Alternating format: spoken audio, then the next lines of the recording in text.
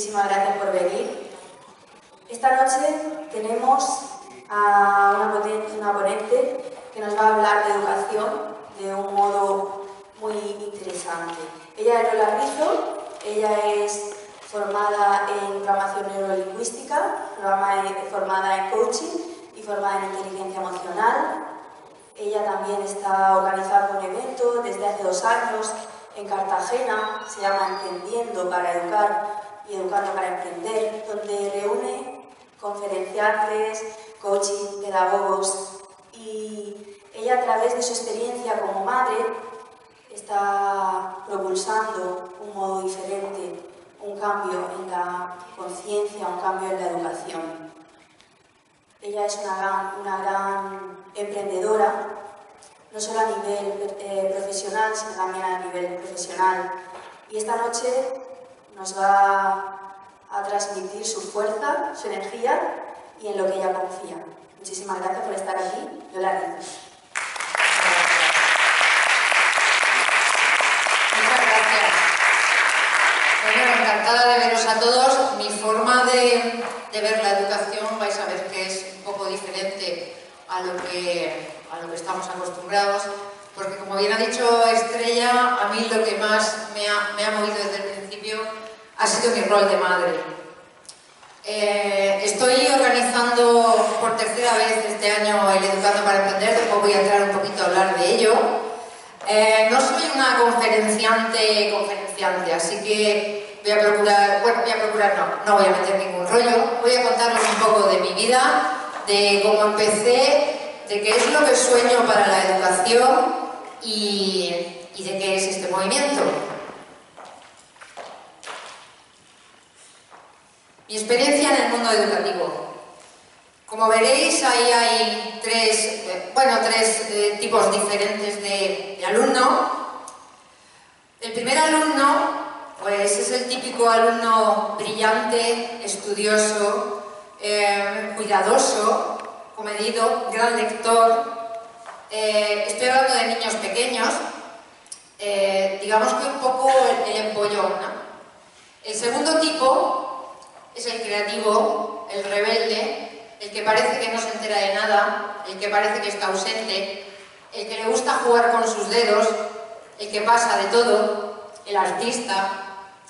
Y el tercer caso es este caso de alumno, de niño, que es extraordinario, que es diferente, que es algo raro, que es aislado, que es especial, que es retrasado y que llaman discapacitado.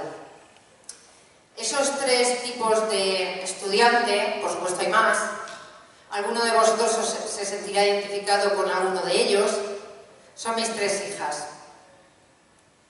La mayor era el número 1, lo que pone ahí. Hoy en día ella cuando llegó al instituto se estrelló, absolutamente, era una niña muy mona, muy popular. Se estrelló porque había que estudiar y porque el sistema era diferente. Hoy tiene 27 años, es mamá de 2 niños, de 3 y 2 años, que me tienen loca. Pero su final, a pesar de que empezó así, su final ha sido ser víctima de violencia de género y estar sola al cuidado de sus 2 niños. Mi segunda hija siempre la comparábamos con la hermana. ¿Vale? La hermana era la linda, la mona, la que leía, la que estudiaba, y a ella siempre la comparábamos. Y yo creo que por rebeldía, la hermana siempre iba con falditas y lacitos, y a ella le gustaban los vaqueros y le gustaba ir un poco, ¿cómo se dice ahora? Bueno, un poco así como rapera, ¿no? Hoy es camarera, se formó en peluquería, no le gusta mucho, yo creo que todavía no está muy bien ubicada. Es una chica preciosa, además es que tiene una planta, ha hecho algunos pintos de modelo. Y a continuación está mi peque. Mi peque tiene 13 años, mi peque nació preciosa, pesó 4,3 kilos, imaginaos.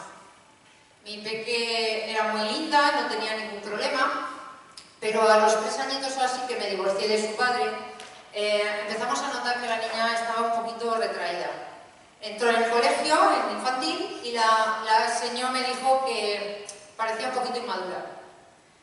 A partir de ahí, de empezar a estudiarla un poquito y de llevarla a especialistas, pues empezó el largo peregrinaje. Con 5 años tuvo unos desvanecimientos y al final pues se le diagnosticó epilepsia, se le diagnosticó un retraso mental, que no sé muy bien todavía lo que es, se le diagnosticó TGD. TGD es un trastorno generalizado del desarrollo. A mí en aquel momento aquello me sonó a virus, es como un virus, pero en realidad está dentro del espectro autista, no está dentro del autismo profundo, tira más hacia el Asperger, hacia el autismo de alto funcionamiento que le llaman. Quiero que las veáis, son ellas, ¿vale? Aquellas son las 3, con una fotografía que he rescatado para enseñarosla, y ahí estamos las 4 en el coche, bueno, haciendo un poco las tontas. Mi hija mayor no sabe que la he puesto con los ojos así viscos, me va a matar. Son mis motivos, especialmente la pequeña, ¿no? Pero son mis motivos para haberme sumergido mucho en el mundo educativo. Y ahora os voy a contar por qué. Ahí he puesto un niño con síndrome de Down, mi niña no lo tiene. Pero es que cuando hablamos de discapacidad intelectual, sobre todo los encasillamos con este tipo de físico, porque es a los que se les ve físicamente, ¿no? Mi niña no lo tiene, mi hija aparentemente es, iba a decir normal, no. Y me costó muchísimos años aceptar que mi niña no era como los demás. Me costó mucho porque su evolución física ha sido absolutamente normal. Es una niña que no ha tenido ningún problema físico. Yo creo que ha tomado antibióticos un par de veces en su vida nada más. Una niña muy fuerte. Pero me ha costado mucho trabajo ver que conforme iba creciendo, porque me llamó mucho la atención cuando me dijeron que con 5 añitos es como si tuviera 3. Y claro, hicimos las cuentas, que lo hemos hecho siempre, ¿no? Ah, tiene 2 años de retraso, cuando tenga 20 como si tuviera 18, pero no se va a notar. No es así, de hecho hay una fórmula matemática que el neuropediatra me dio, no me gustó, pero que es todo lo contrario. Si cuando tiene 5 años tiene una edad mental de 3, pues cuando tenga 18 posiblemente tenga una edad mental de 5, con lo cual la diferencia es muchísimo mayor. Pues como os digo, me costó muchísimo aceptar que me había tocado. Y mi niña estuvo en un colegio normal. Voy a utilizar este tipo de lenguaje para que me entendáis. Detesto la palabra normal, detesto la palabra discapacidad y detesto la palabra o la expresión educación especial. Después os lo contaré. Mi niña estuvo en un colegio normal, en el que habían ido sus hermanas, además en el que instauraron un aula abierta. Entonces, me costó llorar muchísimo que metieran a mi hija en ese aula. No quiero taparlo. Me costó llorar mucho porque ya os digo que no lo aceptaba, pero me di cuenta que en aquel aula, que era el mismo colegio donde ella había ido casi desde infantil, pues la niña se encontraba bien porque para las asignaturas troncales, que son lenguaje, matemáticas, para esas se quedaba en el aula abierta, pero para las otras asignaturas como gimnasia, música, inglés y plástica, iba a su aula de referencia, ¿vale? Y iba con esos compañeros que había tenido desde siempre. Yo me resistía, porque mi hija con 7, 8 y 9 años, los libros que llevaba, los libros que yo le compraba, que me mandaba la señora, eran de 5 años, eran fichas de 5 años. Yo debo deciros que no tengo guardado nada de mi hija, porque para mí era muy doloroso cuando traía a final de trimestre todas las fichas hechas, y yo veía, bueno, aparte de que veía poco avance, veía que eran cosas de niño de 2 años. Un año tras otro, un año tras otro y un año tras otro. Mi hija hoy tiene 13 años y aún no sabe leer. No hemos conseguido que aprenda a leer por los métodos tradicionales. El caso es que mi hija tiene una inteligencia musical brutal. En el aula abierta protagonizó un musical del colegio entero. O sea, Marta protagonizó el musical del colegio. Bueno, ella es complicada, tiene la conducta un poco complicada, no ensayaba bien, iba a su bola, pero confiaron en ella y la dejaron sobre el escenario. Bueno, fue muy emocionante ver cómo todo el mundo, era pues un un auditorio parecido a este, se levantó a aplaudir a la niña, porque la niña cuanto más le aplaudían y cuanto más le vitoreaban, más se crecía ella. O sea, fue increíble. Me di cuenta que mi hija estaba perfectamente integrada con los otros niños. Pero cuando acabó primaria, la niña tenía que salir de allí. Y la única opción era ir a un aula abierta de un instituto o a un centro de educación especial. Mi hija no estaba preparada para ir a un aula abierta de un instituto porque mi hija no sabía leer, pero mi hija tiene cuerpo de 13 años. Me pareció muy cruel meterla en un instituto. Y decidí, todo esto me costó lágrimas, decidí que entrara en un centro de educación especial y la llevamos a uno. Y mi hija ha dado un retroceso en el año y pico que ha estado en este centro. ¿Por qué? Porque la niña está rodeada de niños que tienen problemas. Allí les llaman afectados, unos están más afectados y otros están menos afectados. Pero allí, yo creo que por simpatía, los niños, en lugar de estar estimulados, acaban mimetizándose unos con otros. Hay niños que tienen pañal o hay niños que tienen problemas gordos. De hecho, mi hija, cuando yo la recogía, incluso babeaba, algo que no había hecho jamás. Por eso empecé a investigar. Yo dije, ¿cómo es posible que mi hija no sepa leer? ¿Cómo es posible que mi hija escuche una canción en la radio, en inglés, y a los 5 minutos la vuelve a escuchar y te la canta entera? ¿Cómo es posible que haya protagonizado un musical en un colegio y haya sido, o sea, mejor que cualquiera, y sin embargo tiene que estar en un centro de educación especial? ¿Esto cómo es posible? Me di cuenta que la educación, el sistema educativo no se adapta a los niños. Son los niños los que se tienen que adaptar al sistema educativo. Entonces mi hija no entra en el sistema educativo porque no cumple unos ciertos parámetros y porque mi hija, estas asignaturas que son tan importantes como son las troncales, el lenguaje y las matemáticas, pues mi hija no puede. El sistema educativo está basado, no voy a contar nada nuevo que no sepáis, en memorizar, memorizar, memorizar y memorizar. En deberes y memorizar, deberes y memorizar. Casi todos nosotros hemos estudiado y la mayoría de las cosas que hemos estudiado y que hemos aprobado en los exámenes ahora ni nos acordamos. De hecho, aprendemos mucho más, hemos aprendido mucho más después. Leemos un libro de historia y aprendemos mucho más que cuando teníamos que estudiar historia.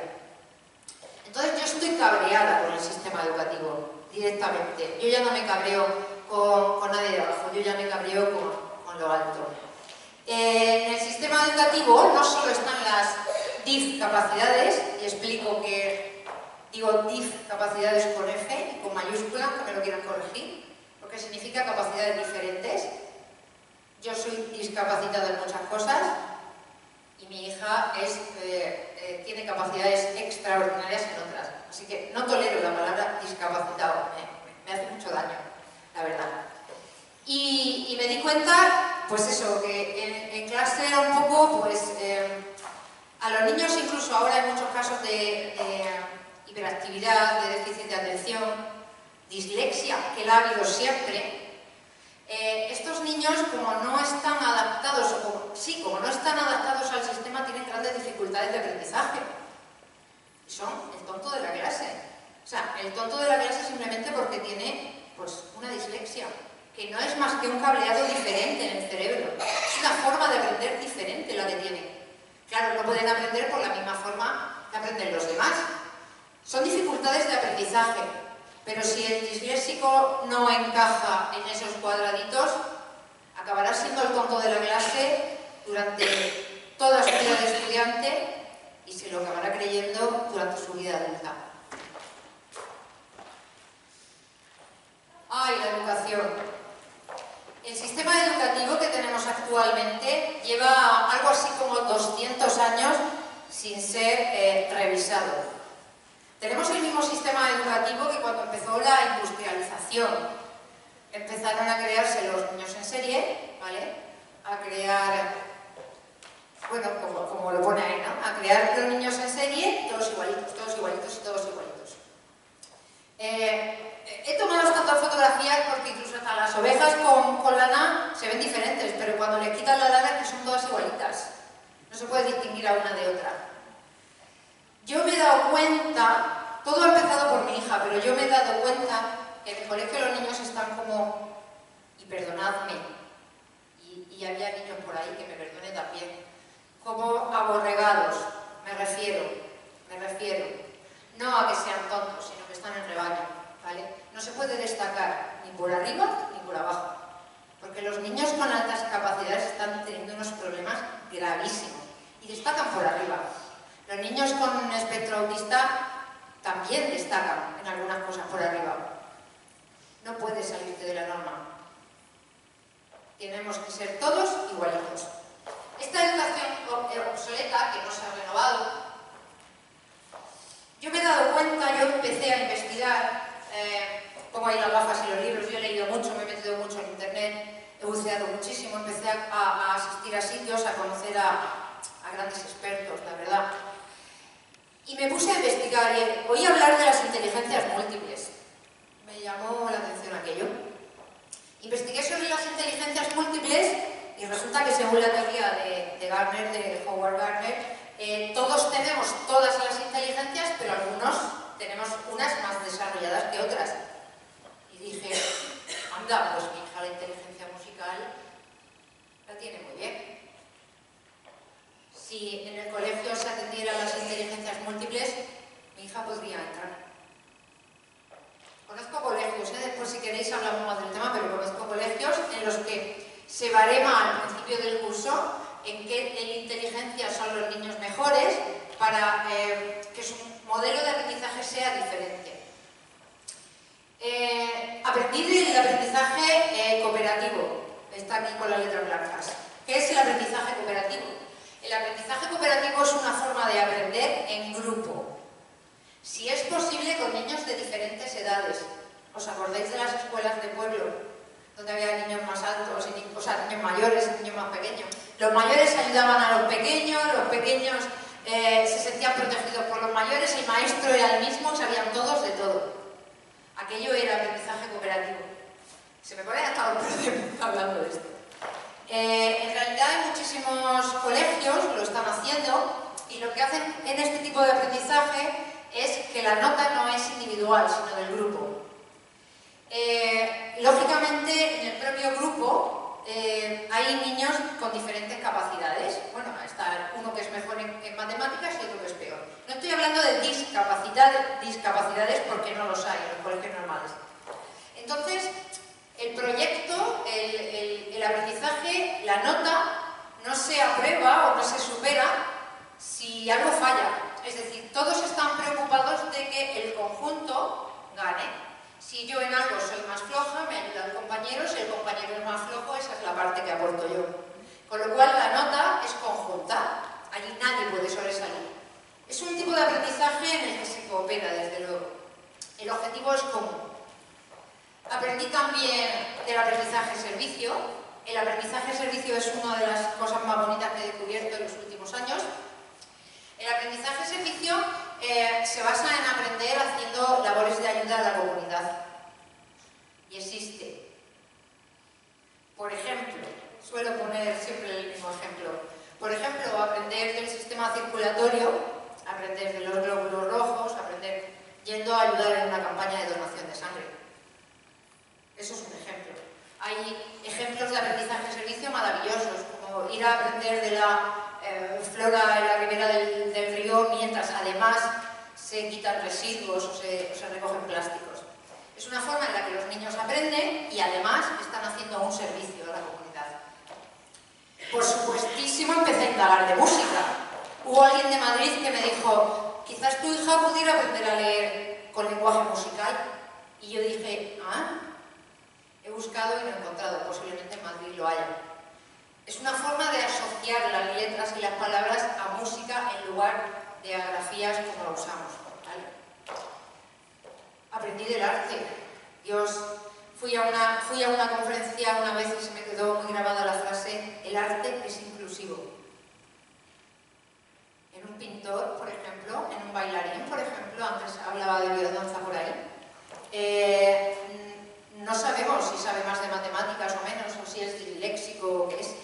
Lo que en realidad apreciamos es el arte, y lo que en realidad se le valora es por el arte. El tema deportivo. educativo está la educación física. Igual hay profesores por aquí y les molesto un poco con lo que voy a decir. La educación física no es nada, es muy poco, es igual que un poco la música, ¿no? Por lo menos en mis tiempos la música era tocar la flauta dulce y yo ahora cojo la flauta y no me acuerdo absolutamente de nada. No había otra cosa. Yo estoy hablando de otros niveles. El deporte fomenta la autodisciplina. Físicamente, por supuesto, ya sabemos lo que es. Fomenta la autodisciplina. Segrega serotonina y endorfinas para el cerebro. Fomenta el trabajo en equipo. Cuidado, la competencia, pero la sana. La disciplina, la autonomía, el esfuerzo, la perseverancia. Cuando yo estuve descubriendo que todas estas cosas se trabajaban en algunos colegios, me di cuenta que en esos colegios, o que si el sistema educativo tuviese eso, estuviese compuesto así, por definición, mi hija entraría. Y no tendría que estar en un centro de educación especial. Cuidado, no solo hablo de mi hija, hablo de cualquiera de esos niños que están apartados. Si en la educación normal se aborregan para fabricarlos en serie, en la educación especial, y por favor perdonadme si hay alguien de educación especial aquí porque conozco grandes profesionales, perdonadme. La educación especial no es nada más que un gueto. Es muy triste. La verdad es que allí los ves felices, allí ves a las profesoras bailando con ellos, allí ves muchos colores por las paredes, pero están entre niños con problemas. No están estimulados, no oyen la música que oyen niños de su misma edad, no ven matemáticas, no juegan con otros niños, con lo cual eso, y yo lo he comprobado, no los estimula, más bien los deja intranquilos.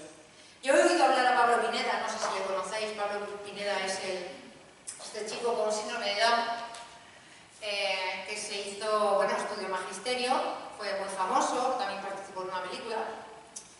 Y él, a partir de la inclusión, luego la integración laboral también, dice que los centros de educación especial solo sirven para sacar niños adultos después a terapia ocupacional. ¿Qué puñetas es eso de la terapia ocupacional? ¿Qué es eso de tener a adultos haciendo cerámica? Por favor. La terapia ocupacional debería de ser un paso hacia una integración laboral, pero no el fin. Yo no pertenezco a ninguna asociación de padres de hijos con. Precisamente por eso, lógicamente, estoy muy sensibilizada con todos los padres de hijos con. Precisamente porque no me quiero apuntar dentro de ninguna asociación, no me quiero cerrar, yo lo que quiero es salir. Yo por lo que apuesto es por una educación global. Estamos de acuerdo que el sistema no está preparado. Estamos de acuerdo que a un profesor, a un maestro que ahora mismo ya tiene 25 alumnos, si encima le metes a un chaval o a una chavala con necesidades especiales, pues ya es lo que le faltaba. Yo no me meto con los profesores, yo me meto con el sistema. Primero, que no hubiese clases de 25 niños o que tuviesen un profesor complementario. Digo complementario, no de apoyo para ese niño. Digo ayudar, digo integrar.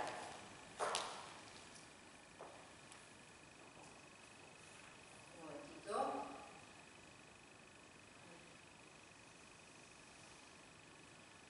¿Por qué no pasa?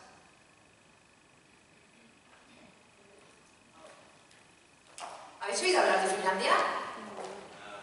¿Quién no ha oído hablar de Finlandia? Yo creo que muchos no estamos en Finlandia por el frío. Por el frío que hace allí.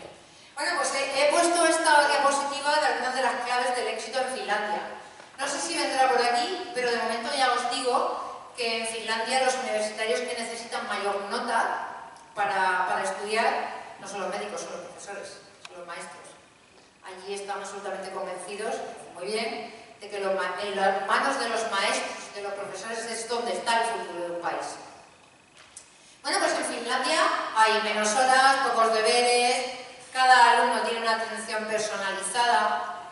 Me refiero, cuando a un niño en clase viene triste porque se le ha muerto el gato, porque le ha pasado cualquier cosa, ahora hoy en día entra en la clase y el profesor ni siquiera le pregunta qué te pasa, que estás triste.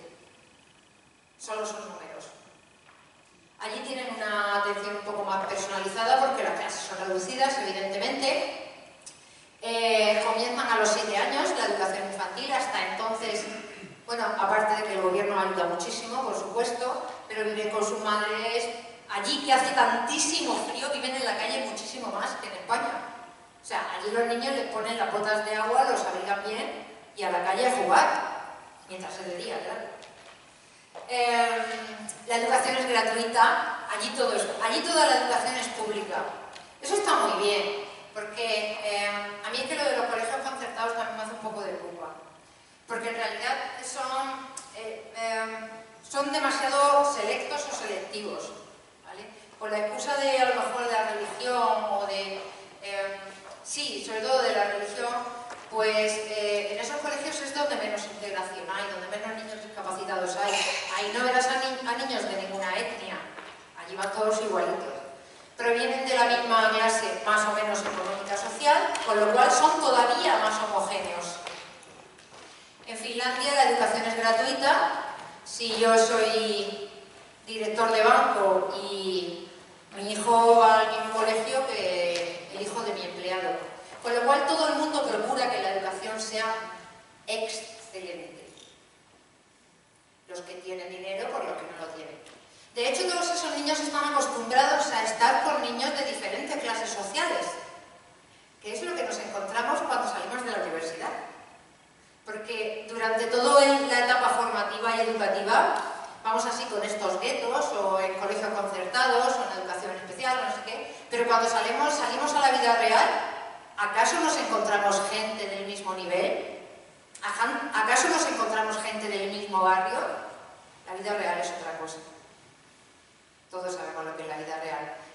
Quizás si yo hubiese tenido en mi cole una compañera con síndrome de Down desde el principio, cuando fui creciendo no me habría llamado la atención, porque voy a hablar por mí. A mí me llamaba la atención un niño con síndrome de Down, no para mal, pero me llamaba la atención. Para mí era algo extraño y además me generaba pena, me generaba compasión, me generaba mucho cariño.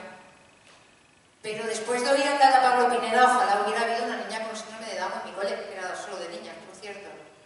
Porque yo me habría acostumbrado a ver esos rasgos. Yo no habría visto nada distinto al ser mayor, ni se lo habría transmitido a mis hijas. Me tocó la china luego, con la pequeña. Yo distingo, esto son cosas mías, yo distingo entre escuela y colegio. Me gusta muchísimo la palabra escuela. Me recuerda a esas escuelas de pueblo. Algunos colegios hoy en día se llaman escuelas. Me gusta porque tiene una parte de algo genuino que yo creo que se ha perdido. El colegio me suena a otra cosa. He puesto un par de fotografías. La segunda fotografía pues es de volvemos a decir, colegio normal, entre comillas, pupitres aislados, escribiendo, copiando un dictado, estudiando para un control, no sé, me da igual.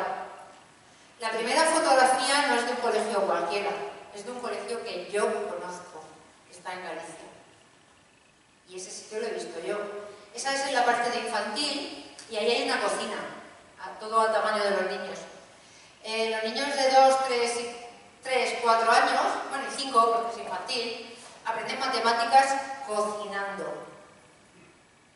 Aprenden creando, es como aprenden. Yo les estuve viendo hacer unas cuantas cosas y me pareció increíble. No aprenden matemáticas, no aprenden a sumar con los libros esos niños. Luego, cuando llegan a primaria, lo que se trabaja en ese colegio, voy a hablar de ese colegio, pero existe, lo que se trabaja en ese colegio es por proyectos, el aprendizaje por proyectos, que antes no lo nombraba.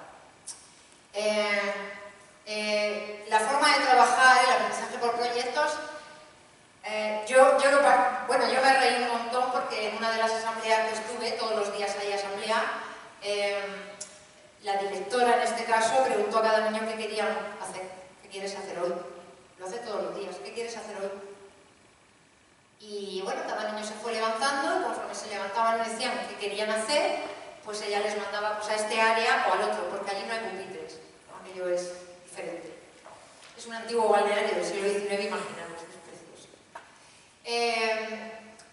Me llamó mucho la atención cuando un niño de unos 7 u 8 años pues se dirigió a él por su nombre. Allí los niños levantaban la mano, o sea, muy disciplinados. Y cuando le dijo, ¿tú qué quieres trabajar? No recuerdo el nombre. Dijo yo, nanotecnología. Y me quedé un poco frita. Porque dije, ¿cómo puede saber este niño lo que es la nanotecnología si casi no lo sé ni yo? Efectivamente, después estuve viendo y los niños se agrupaban por temáticas. Tienen ordenadores, tienen trabajos de años anteriores y la forma de aprender, por ejemplo, la nanotecnología, que en algún sitio lo habría oído o lo habrían trabajado otros compañeros, es investigando sobre ello y divirtiéndose con ello, haciendo trabajos, haciendo un proyecto, buscando la información, sacando de los libros o trabajos de otros años. El primer día que llevé a mi hija a aquella asamblea, mi hija no va a aquel colegio, pero yo ya he ido 2 veces a conocerlo y mi sueño, mi próximo objetivo es irme para allá a primeros de año con la niña. Cuando llegaron a la niña, que la dejaron de las últimas, claro, además estaban todos los niños mezclados por edades. Le preguntaron, ¿tú, Marta, quieres aprender hoy? Yo miré a la niña como diciendo, ¿qué va a decir mi hija? Si no... Y la niña dijo, la ojía. Y aquella mujer, que es gallega, dijo, ojía, no sé lo que es la ojía. Y entonces mi hija le dijo, la ojía. Le dijo, la vista. ¿Quieres trabajar la vista, Marta? Me quedé, si me pincha no me se cansan en ese momento. Dijo, sí, quiero trabajarla porque conozco a una niña ciega. Fueron los primeros 5 minutos que mi hija estuvo en esa escuela. Pero a mi hija le dieron la oportunidad de hablar como a cualquier otro niño y mi hija fue absolutamente diferente. Yo me llevé a una niña allí y yo me traje a una niña diferente. Mi hija salió de aquel colegio cuando volvíamos de regreso diciéndome que quería ser maestra en aquel colegio para ayudar a otros niños. A mi hija no la trataron diferente en ningún momento. Y había niños que no tenían ningún problema. A mi hija se dirigían a ella como si la niña lo entendiera todo, como si todo fuera absolutamente normal. Y aunque la niña hubiese cosas que no entendía, en aquel momento se esforzaba por entenderlas y a mí no vino a preguntarme nada. ¿Os dais cuenta de que lo que yo digo no es solo teoría?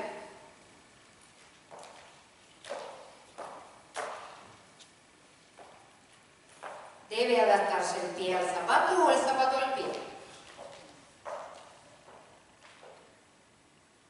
Es una pregunta retórica, ya lo sé. ¿Debe adaptarse el sistema educativo a los niños o los niños al sistema educativo? Además de obsoleto, bla, bla, bla. Es otra pregunta retórica, no me contestéis.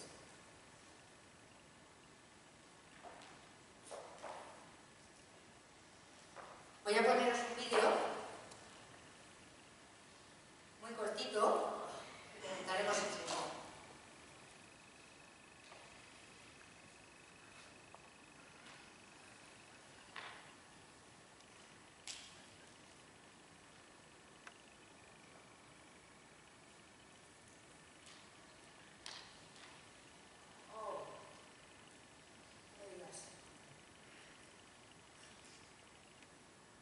Mi técnico.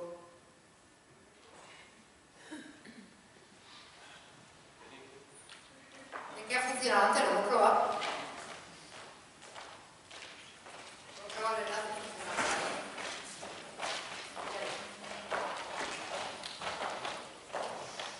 Funcionaba perfectamente.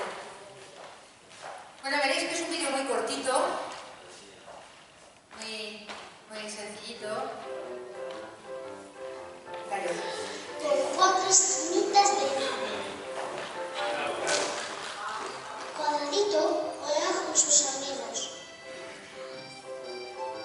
Green es una letra en la casa grande. Pero Cuadradito no puede entrar.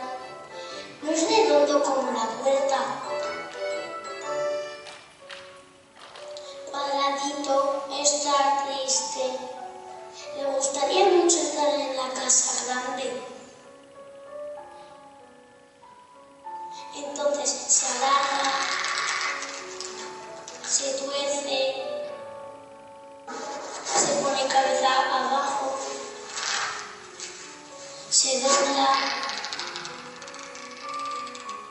pero sigue sin poder entrar.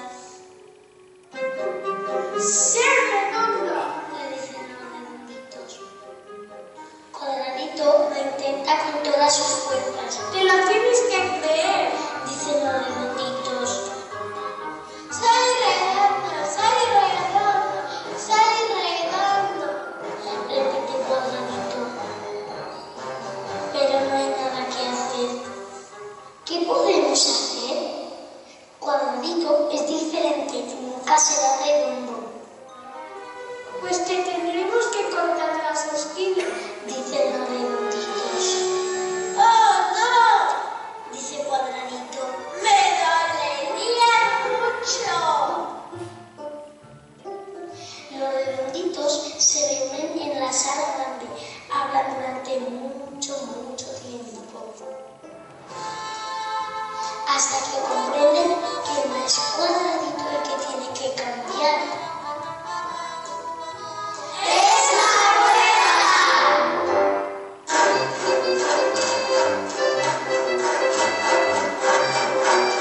Entonces recortan cuatro esquinitas de nada, que permiten a Cuadradito entrar en la casa grande junto a todos los redonditos.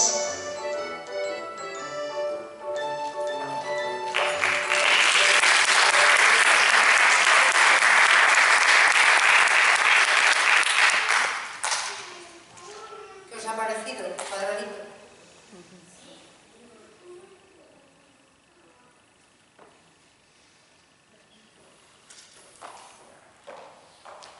¿Os ha dejado un poco como me dejó a mí? Cuadraditos. Daos cuenta de qué forma tan sencilla, y además esto lo hicieron unos niños de un colegio, nos ha explicado cómo le querían obligar a Cuadradito a ser redondo. Cómo le dijeron a Cuadradito, tú puedes, ser redondo que puedes. Y Cuadradito decía, soy redondo, soy redondo, soy redondo. Pero no había forma. Y era tan sencillo como hacer una puerta en la que entraran todos.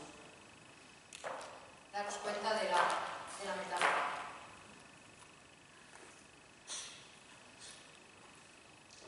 A ver si me aclaro con la presentación.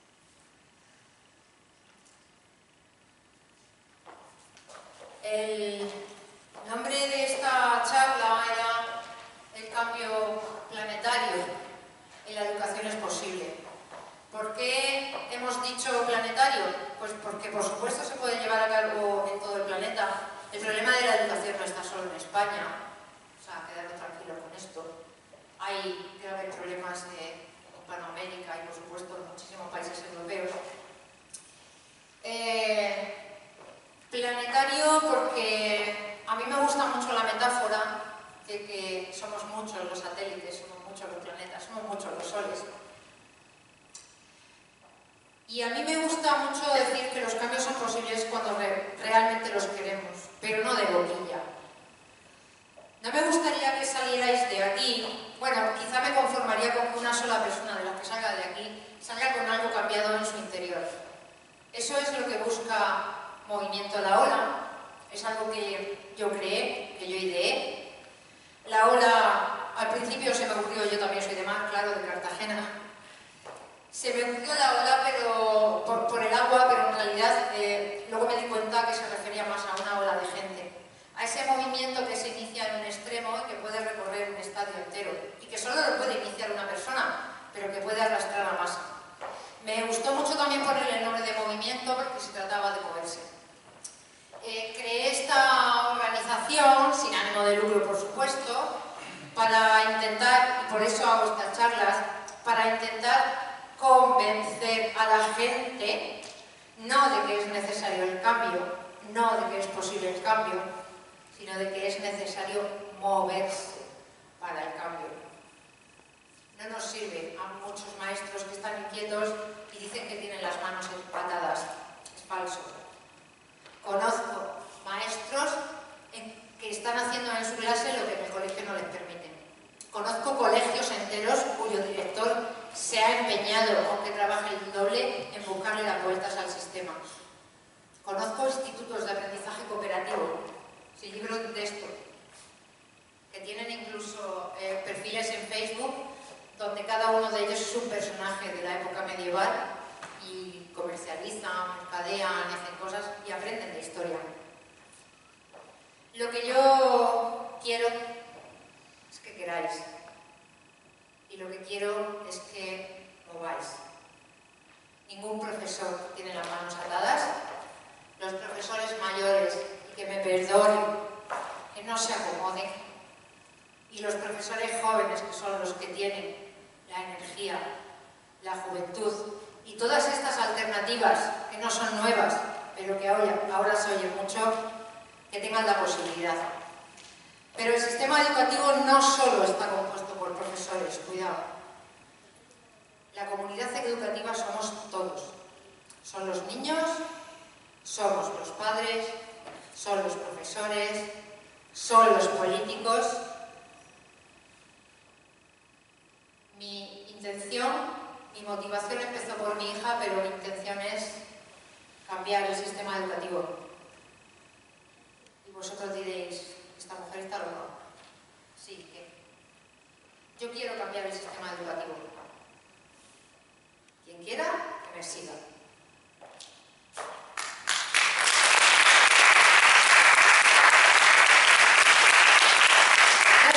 No voy de tiempo porque, bueno, tengo que deciros que normalmente no me suelo preparar las charlas de estudiármelas. Me hago una especie de guión y voy enrollándome sobre la marcha. No sé cuánto llevo de tiempo. Suelo poner una diapositiva así entre las últimas. Es muy sencilla. Lo que quiero decir con esta diapositiva es que de todo lo que he contado os quedéis con lo que os sirva y lo que no os sirva directamente a la papelera.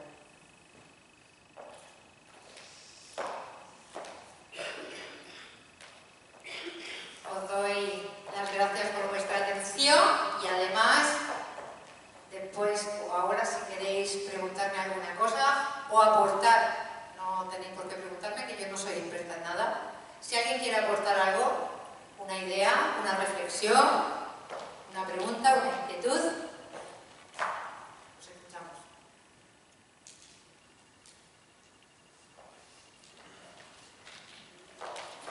Quería preguntarte sobre el emprendimiento. El emprendimiento, me pregunta sobre el emprendimiento de la educación. Para mí emprender no es solo montar una empresa, que es lo que solemos entender todos. Para mí emprender, bueno, para mí, y además es una de las acepciones, emprender es iniciar. Yo estoy convencida de que el ser humano es emprendedor por naturaleza, pero durante la etapa educativa y formativa se nos va asesinando, y me gusta utilizar esta palabra, esa inquietud, esa creatividad, esa imaginación, esa falta de miedo, ese arrojo. Entonces el emprendimiento, por supuesto, luego también va enfocado a las personas más adultas cuando salen de la universidad, pero creo que el emprendimiento no es un espíritu, que lo habréis oído, el espíritu emprendedor, sino que es una conducta. Es una conducta con la que nacemos, esa conducta con la que los niños de 3 años se suben a escalar cualquier cosa sin miedo, o inventan cómo pintarnos, sobre todo con pinturas, inventan verdaderas barbaridades. Entonces yo creo que si durante las etapas educativas y formativas, porque meto a la universidad también, no solo no asesináramos ese tipo de conductas, y por supuesto a los padres también, sino que las estimuláramos, cuando las personas son adultas, no solo los universitarios, habrían perdido o no tendrían, bueno, no lo habrían tenido nunca, miedo a emprender. Y ahora ya estamos hablando de empresas, de formar empresas, de crear, de hacer. En España, cuando montamos algo y fracasamos, queremos que nos trague la tierra. Oímos a 50 personas que nos dicen, ya te lo dije yo, te dije que estabas loco. Si conocemos a alguien que quiere emprender, es es muy difícil que lo haga porque ya nos encargamos de decirle, ¡hala! Con la que está cayendo, ¿cómo está el país? En Estados Unidos el fracaso se premia. Cuando allí una persona te dice, yo es que he montado 3 veces 3 empresas y todavía nada. Joder, tío. Ole. No se mide en fracasos, se mide en intentos. En Estados Unidos a los universitarios que se le pregunta qué quieren hacer después, el 80%, esto me parece que lo dijo Antonio Banderas en una entrevista hace poco, el 80% dice que quieren ser empresarios o emprendedores. En España, funcionarios. Ese es el emprendimiento al que me refiero, a la conducta que al final llega a... No sé si te he contestado la pregunta. ¿Una cosa más? Yo quería comentar que este año mi niña ha pasado a la primaria y cuál ha sido mi sorpresa que en clase han incluido un niño que tiene autismo. Te has quedado así, como nos quedamos todos, porque no estamos acostumbrados. Sí, lo sé, entiendo tu sorpresa. Te voy a decir una cosa, ese niño con autismo, no le llamamos ya autistas, os voy contando cositas, ya no se le llama autistas, se llama personas con autismo o niños con autismo. Ese niño va a estar estimulado, va a aprender muchísimo de sus compañeros, pero no te puedo ni contar lo que van a aprender sus compañeros con y de él, porque lo he vivido en el colegio de mi hija.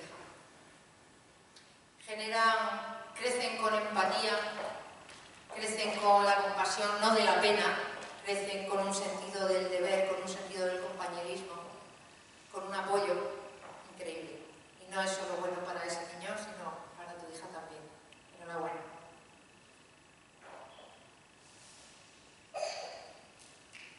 Yo también quería contar un poquito de lo que el proyecto que va a hacer en noviembre en la página de Emprendedores para la Educación. Vale. Me pregunta Estrella por el encuentro Educando para Emprender que va a tener lugar en noviembre en Cartagena.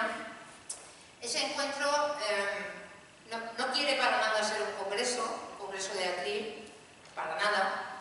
Es un encuentro con todas estas cosas que os estoy diciendo, por supuestísimo sin ánimo de lucro. De hecho se me pega algo al riñón todos los años. Y traemos a gente que quiera compartir experiencias, no traemos teorías. Por ejemplo, por poneros ejemplo, el año pasado tuvimos una teatralización de unos pedagogos catalanes, tuvimos también una performance de arte, tuvimos una exhibición deportiva, que además salimos fuera del edificio, entre un padre y un hijo, bueno, con un padre y un hijo de bicicleta. El padre es campeón de España, que es cartagenero, y el niño con 9 años, bueno, pusieron muchos obstáculos. Yo esto no sé si se llama trial o bike o no sé cómo se llama.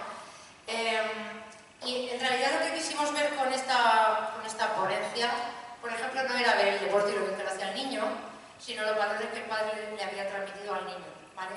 Esta historia que os he dicho de la autodisciplina.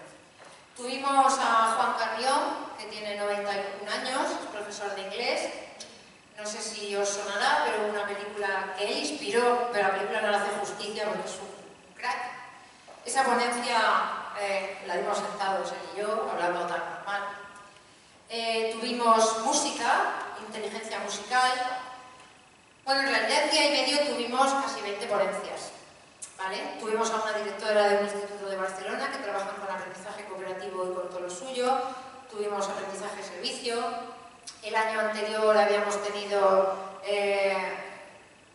tuvimos altas capacidades, no tuvimos nada de discapacidad. Yo en este encuentro la pincelada de discapacidad tiene que estar, si estoy hablando de una educación global, pero no es un encuentro para discapacidades. Y bueno, este año tenemos también otro montón de sorpresas, que tampoco las puedo desvelar, pero en realidad es un encuentro, no es un congreso, no es así. Yo no estoy acostumbrada a esto así tan formal. Hablan tranquilamente, luego nos vamos a comer juntos, los ponentes se codean con los asistentes,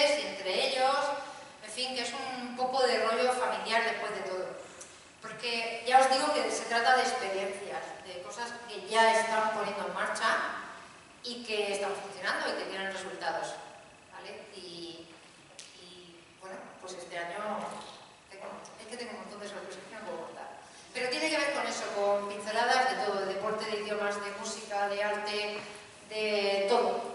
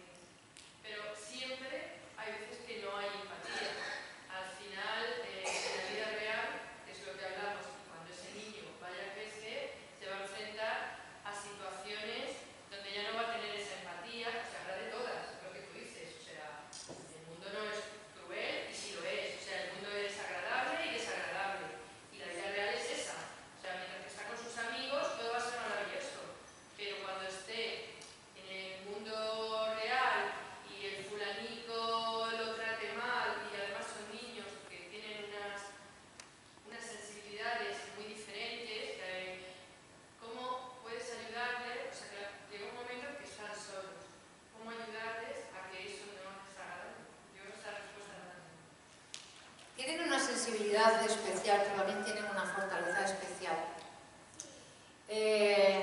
La cuestión no es meterlos a la fuerza en un lugar, ¿no? Intentar integrarlos a la fuerza. Como bien estoy diciendo todo el rato, tiene que ver con la educación. Entonces, lo que nos pasa de adultos es porque no lo hemos aprendido de niños. Lo que yo estoy diciendo de este cambio no se va a ver hasta que esos niños no sean adultos. Nosotros vamos a seguir teniendo nuestros prejuicios. Depende mucho de cuál es el nivel de ese niño, pero en realidad lo ideal es, aunque suene mal, soltarlo en la clase y observarlos, dejarlos. Habrá 3 niños que se metan con él, o no, o te sorprendería.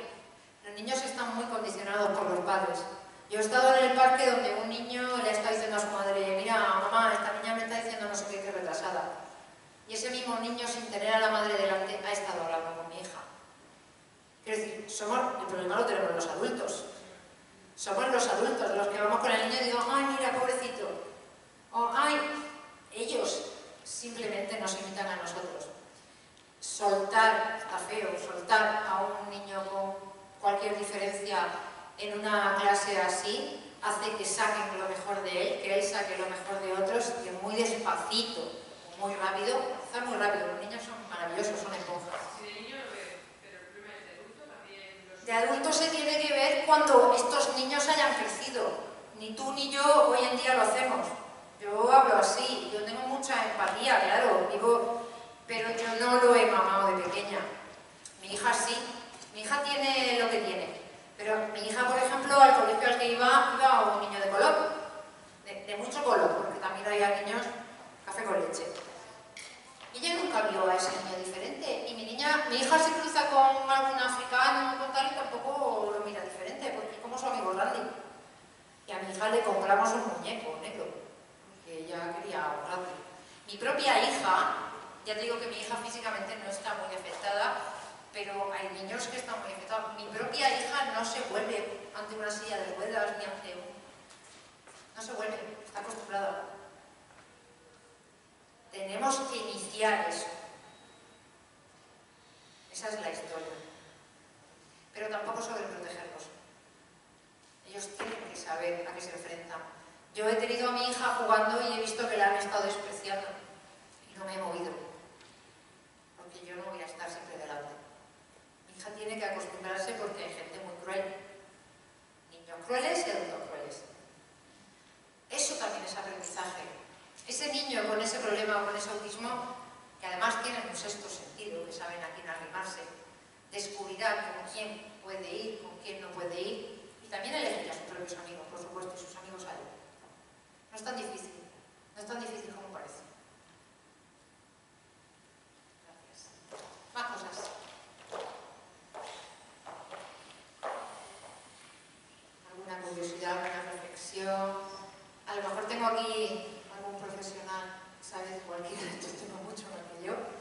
quiere hacer algún aporte, alguna reflexión. Sí, bueno, desde aquí. Sí, ¿se me escucha? Claro, perfectamente. Vale.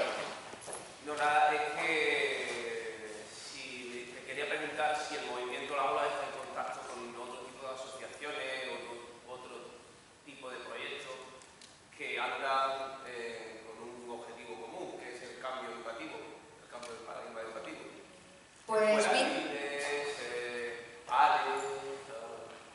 Pues mira, lo intentamos, estamos absolutamente abiertos a todo el que se acerque a nosotros, pero como te he dicho, no es tan fácil, porque las asociaciones de síndrome de Down parece que solo miran por el síndrome de Down, o las asociaciones de tal. Y luego otro tipo de colectivos que en realidad acaban siendo muy mirando el negocio, ¿vale? Y esta historia de Movimiento La Ola es negocio de personas, no de dinero. Entonces, estamos absolutamente abiertos a la cooperación de cualquiera, a la participación de cualquiera y a la asociación de cualquiera. No tenemos ningún problema en eso y de hecho, pues sí, hay asociaciones, empresas, consultorías educativas. En fin, el tema del evento pues lo apoya hasta la Consejería de Educación de la Región de Murcia. He estado allí varias veces, o sea, absolutamente abierto. No sé si me preguntan por algún caso concreto, por algún nombre concreto. No, preguntaba si estabais en contacto para poder hacer, no sé, algún tipo de red, hacer más fuerza, algún... Mira, nosotros buscamos, yo personalmente busco más cosas de personas que de colectivos. Y esto es mi persona. Porque dentro de los colectivos hay de todo. Esto pretende ser, ¿cómo te diría yo? Bueno, sí, me gusta utilizar esta palabra, como una especie de tribu, de comunidad, ¿vale? De que estemos movidos independientemente de la asociación a la que pertenezcas o si compañeros tuyos de tu asociación no quieren pertenecer, ¿vale? Bueno, pertenecer. Esto es absolutamente libre y no te pagan nada. Entonces, mi idea es más de, como ya he dicho, de ola esa, ¿no? Que empieza una persona, independientemente de que esté en ese momento sentada con un grupo, ¿no? De que empieza una persona y de que arrastra a muchísima gente y de muchísimos lugares. Movimiento La Ola es conocida, no te voy a decir por cientos de miles de personas, pero es conocida en toda España. Afortunadamente para mí, como hemos ido trayendo gente de fuera y hemos ido viajando fuera, tenemos contacto por todas partes. El Educando para Emprender posiblemente no, tenemos varias ofertas para hacerlo fuera de la comunidad, o sea, de la comunidad de Murcia me refiero, de la comunidad autónoma. O sea que se trata, bueno, esta asociación que organiza esta charla es la Asociación de Corazón, ¿no? Se trata de corazones, de verdad, se trata de corazones, no de intereses y no de asociaciones concretas. Da igual si tienes síndrome de Down, si eres rico, si eres pobre. Si quieres cambiar el sistema educativo, quieres moverte, que quieran cambiar el sistema educativo hay muchos millones de personas. Pero sobre todo ese debate en las barras de los bares con la cerveza, con la política, ya lo sabes. Que quieran moverse, hacer algo. Sí, te preguntaba porque hay algún tipo de asociaciones que sí que se están moviendo y mucho en este sentido. Estamos en contacto con varias y con fundaciones también, ¿vale? Pero el funcionamiento es diferente porque esto ni es una asociación ni es una fundación, entonces es algo diferente. Ya te digo que esto es como una especie de tribu, de comunidad, algo diferente, pero es precisamente de todas estas metodologías que he hablado lo que nosotros buscamos. Esto es cooperación, servicio y poner cada uno lo que mejor tenga de sí mismo. No nos mueven los intereses, esa es la historia. No sé si te contesto. Sí. Gracias. ¿Alguna cosita? Hola. Hola, a ver, yo llevo 4 años impartiendo inteligencia emocional gratuitamente en colegios en Molina, en Alcantarilla, como en Murcia, ¿vale? De algunos me han echado, de otros no me han dejado entrar, me toco con diferentes barreras, no se me permite, a veces para profesores, a veces para padres, ¿no? Lo he hecho muy en silencio, es mi estilo, pero viendo tu movimiento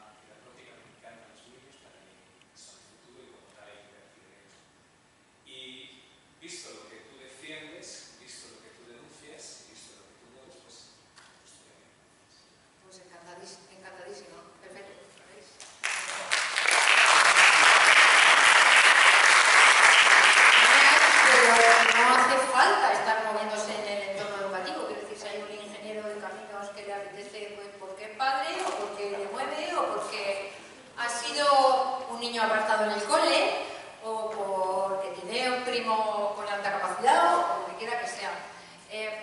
A colación de lo que has dicho, ves cómo no es el sistema ni los colegios, cómo son las personas. Aquel director que quiere cambiar un colegio lo puede hacer. Sabe buscarle las vueltas al sistema. Sabe cumplir las normas, pero buscándole las vueltas, porque conoce. Sí, el que no se para el sistema. Básicamente es lo que hace, que no se para el común denominador para poder. Sí. El efecto manada, el efecto borreguil, eso, bueno, perdóname, pero el efecto manada es exactamente ese. Ahora corren por experimentos por internet y por Facebook de todo esto, de que alguien hace algo y simplemente por la imitación de que lo están haciendo todo, yo también lo hago. Y a colación de lo que decía él, el tema este de las asociaciones, pues es exactamente lo mismo. Esto pretende personas, que las personas pertenezcan a lo que quieran, pero esto es personas, esto es corazón, esto es corazón. ¿Más cosas? Nadie más quiere unirse. No he venido a captar, no he venido a captar nada. Lo que sí me gustaría decir, y bueno, Óscar precisamente creo que lo ha detectado, es que sí que nos movemos, que esto no es aparecer nada más. O sea, sí. Y el tema del hacer ruido es el hacer ruido de forma silenciosa. Es la paradoja. Hacer una gran cacerolada desde el silencio y desde abajo. Somos los de abajo los que podemos hacer muchas cosas arriba. De verdad. Hablo de educación, hablo de política y hablo de todo. Esta frase de mucha gente pequeña en lugares pequeños haciendo cosas pequeñas puede cambiar el mundo.